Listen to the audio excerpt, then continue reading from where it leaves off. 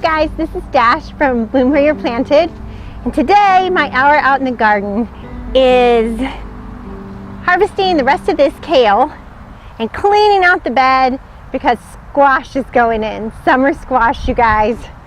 So all this, remember, starts with a plan. It starts with a garden plan. So definitely did this in the cold of winter before I ordered my seeds. But yeah, have a plan if you don't have one. All right, I'm going to harvest the rest of this kale. Unfortunately, the cool season is coming to an end where I am in Dallas, Texas.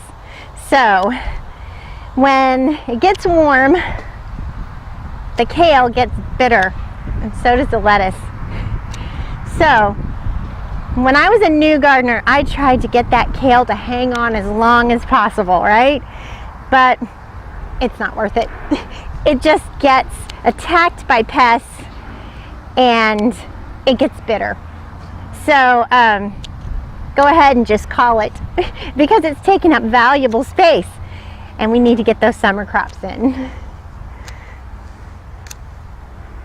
All right, I am going to harvest this kale and then we're going to go cook it up together. It will be delicious. Sometimes I do kale chips. Sometimes I do kale salad with the baby kale. And then with the bigger kale, I'll usually saute that up with a little bit of apple cider vinegar. It's delicious. All right. Just gonna have fun in the garden today. Getting ready for summer squash. Yum. Now, if I wanted to, I could let this kale go to bloom. See, some of it's already starting to bud up to bloom. It would look something like this. These are collards blooming, but you get the idea. Isn't that beautiful? And then after it's done blooming, it gets these little pods, and inside each of these pods are tons of seed. And again, this is collards, but pretty much the same with kale. That's one cool thing about planting those heirloom varieties, because then you're assured that the plant is going to turn out just like the mother plant that you planted in the first place. But just so happens, I already checked my kale stash of seeds and I've got tons. The only type I need is scarlet kale, which unfortunately just didn't do very good this year.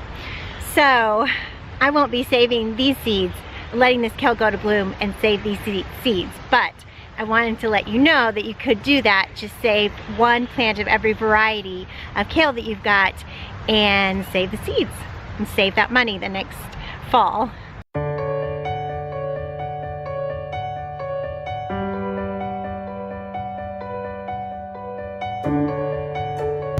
And the rest of this bed is just weeds. The chickens will love this.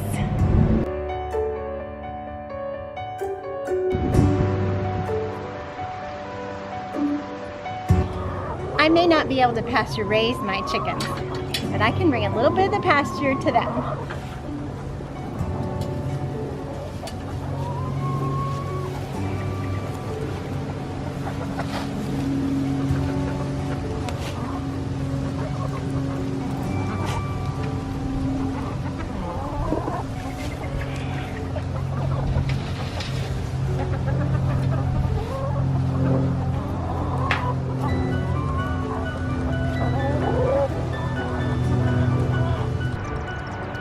Now you guys, I'm going to use my fork to just rock back the soil and loosen it up. Remember, I'm not going to turn it over because that's going to disturb the microbiology in the soil and the earthworms and everything.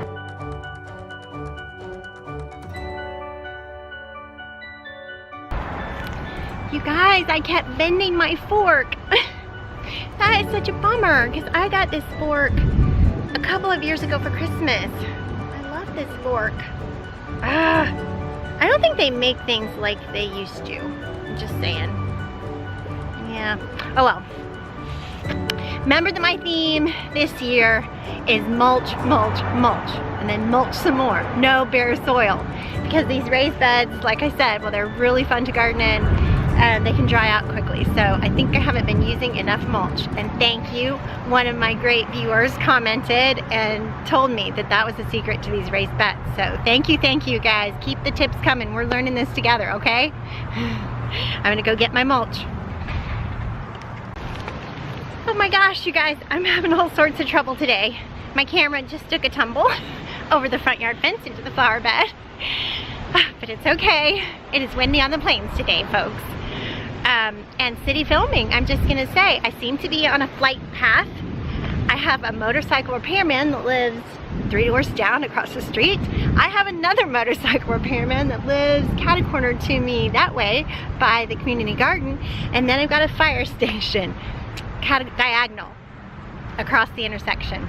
Yeah, and then there's the intersection. Yeah. It's a city, urban farming kind of day. So if you hear noises, that's why. I'm in the city, folks, Dallas, Texas. All right, this next part is tricky because I have got to get the mulch into the garden without letting Bert Guster out.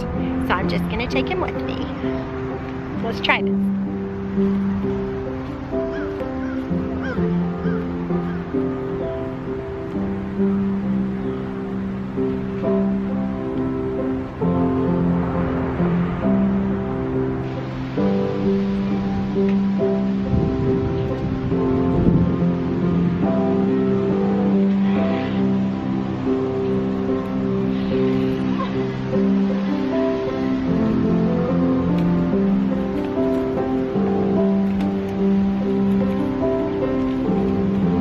Mission accomplished. We have mulch and we still have rabbit.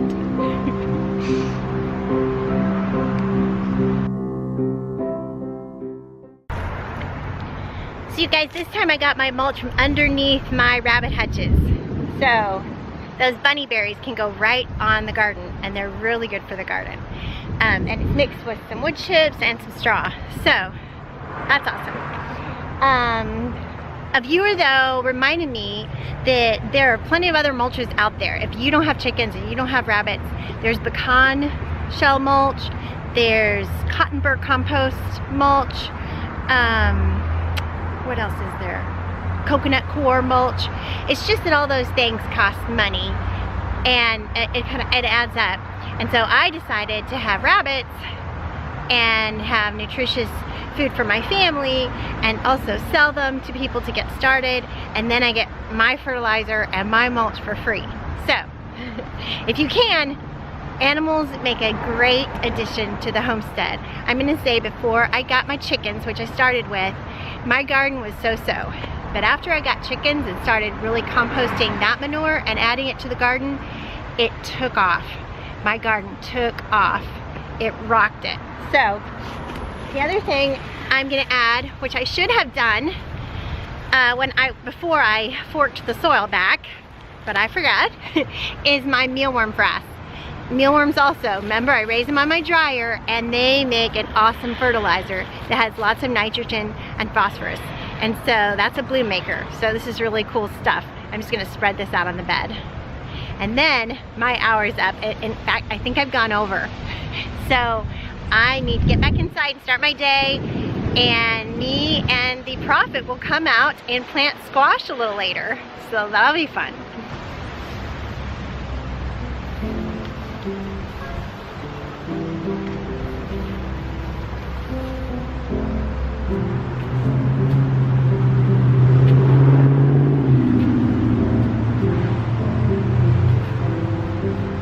Okay, put him in there. Perfect. You put 2? No. Oh, put the other one in there. Put one. We're gonna put 2 of these in here, just. Hi, Bert Guster.